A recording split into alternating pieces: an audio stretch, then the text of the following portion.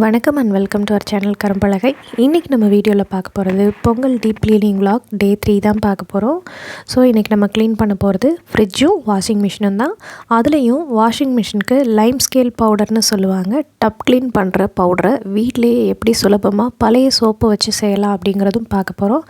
அப்புறம் ஒரு ஹெல்த்தியான பப்பாயா பீனட் ஜூஸ் எப்படி செய்யலாம் அப்படிங்கிறதான் பார்க்க போகிறோம். வாங்க வீடியோக்குள்ளே போகலாம். ஸோ இன்றைக்கி பிளான் வந்துட்டு ஃப்ரிட்ஜும் வாஷிங் மிஷினும் க்ளீன் பண்ணணும் அப்படின்னு பிளான் பண்ணியிருந்தேன். அதனால் ஃப்ரிட்ஜுக்கு மேலே இருந்த பொருள்லாம் இவாக்குவேட் பண்ணிவிட்டு ஃப்ரிட்ஜை ரெடி பண்ணிகிட்டு இருந்தேன். ஒரு சின்ன ஸ்பாஞ்ச் எடுத்துக்கோங்க ஃப்ரிட்ஜை க்ளீன் பண்ணுறதுக்கு. அதை கொஞ்சம் சோப் வாட்டரில் டிப் பண்ணிவிட்டு இந்த மாதிரி மைல்டாக தொடச்சி விடுங்க. அதிகமாக நுர வரக்கூடாது. ஃப்ரிட்ஜை துடைக்கும் போது நல்ல தண்ணியை புழிஞ்சிட்டு லைட்டாக நுர வர மாதிரி தான் துடைக்கணும். இதெல்லாம் பண்ணுறதுக்கு முன்னாடி ஃப்ரிட்ஜை ஸ்விட்ச் ஆஃப் பண்ணிடுங்க. ஸ்டெபிளைசரும் ஆஃப் பண்ணிடுங்க. இப்படி ஸ்பாஞ்ச் வச்சு க்ளீன் பண்ணிவிட்டு நம்ம அடுத்து ஒரு ஈர துணி வச்சு இதை தொடச்சி எடுக்க போகிறோம். தண்ணியெல்லாம் ஊற்றி கழுவிடக்கூடாது. அடுத்து ஃப்ரிட்ஜில் இருக்கக்கூடிய இந்த வாட்டர் ட்ரே நம்ம எவ்ரி 3 days ஒன்ஸ் ஃப்ரிட்ஜை டீஃப்ரீஸ் பண்ணுவோம். அப்படி டீஃப்ரீஸ் பண்ணும்போது கலெக்ட் ஆகிற வாட்டர் தான் இதில் இருக்கும்.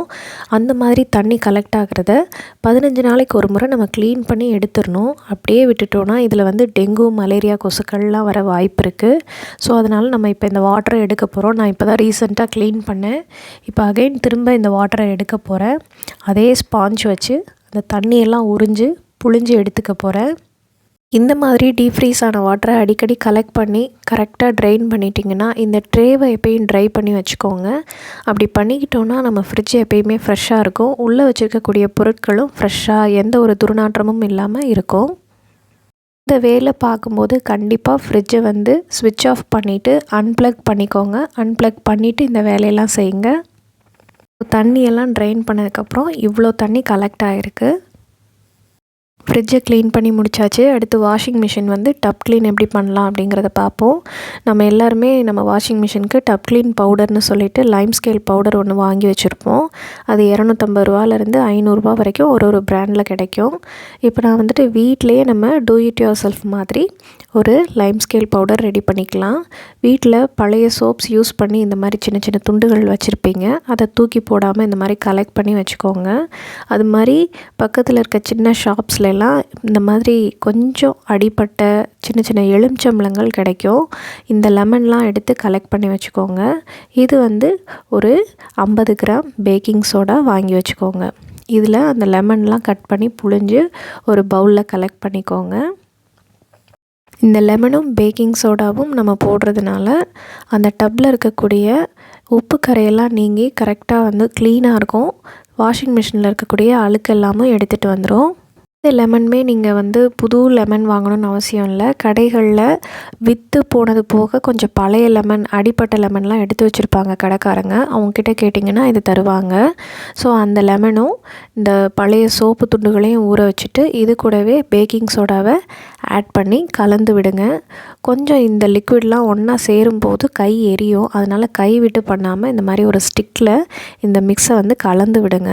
கொஞ்சம் நேரம் கழித்து இது கொஞ்சம் சில்லுன்னு ஆனதுக்கப்புறம் இதை உங்கள்கிட்ட இருக்க வாட்டர் பாட்டில்ஸ்லாம் கலெக்ட் பண்ணி வச்சுக்கலாம். அடுத்து வாஷிங் மிஷினில் இருக்கக்கூடிய ஃபில்டரை நம்ம கலட்ட போகிறோம். பாருங்கள் ஃபில்டர் வந்து எவ்வளோ அழுக்காக இருக்குன்னு.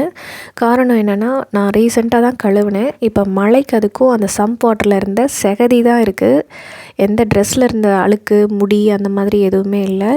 நீங்கள் மழைக்காலங்களில் அடிக்கடி ஃபில்டரை வந்து வாஷ் பண்ணுங்கள். ஏன்னா தண்ணி ரொம்ப கொழன்னு கொஞ்சம் செகதியாக வரும். அந்த டைமில் அடிக்கடி ஃபில்டரை வாஷ் பண்ணிக்கிட்டிங்கன்னா க்ளீனாக மெயின்டைன் பண்ணலாம். ஃபில்டரை நான் கழுவி க்ளீன் பண்ணிட்டேன். பெரும்பாலும் சம்ப் வாட்டர்ஸ் தான் வாஷிங் மிஷினோட கனெக்ட் பண்ணியிருப்போம்.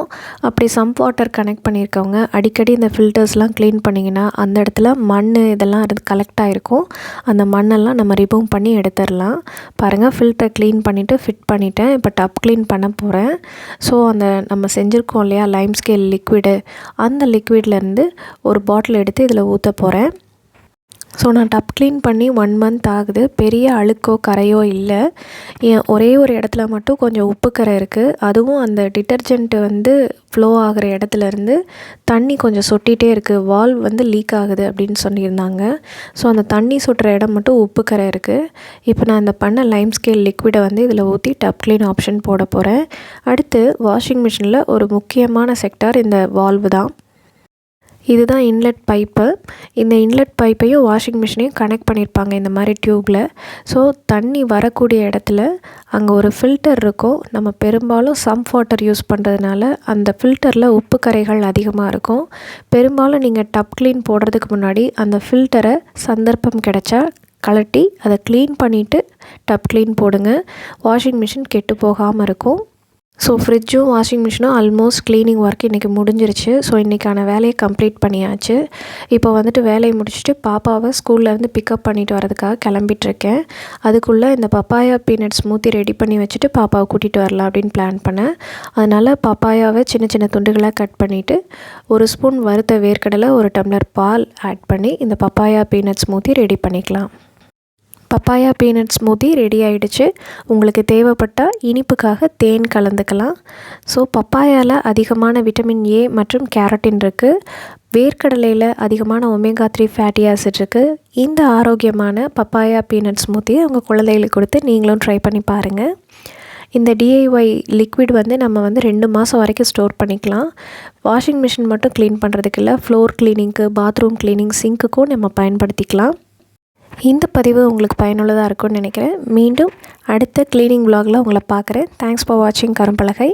அதுவரை உங்கள் ஜனநாயகத்தின் ஓட்டு உரிமை நாங்கள், எங்களை பறிக்காதீர், பாதுகாப்பீர். இப்படிக்கு மரங்கள். நன்றி, வணக்கம்.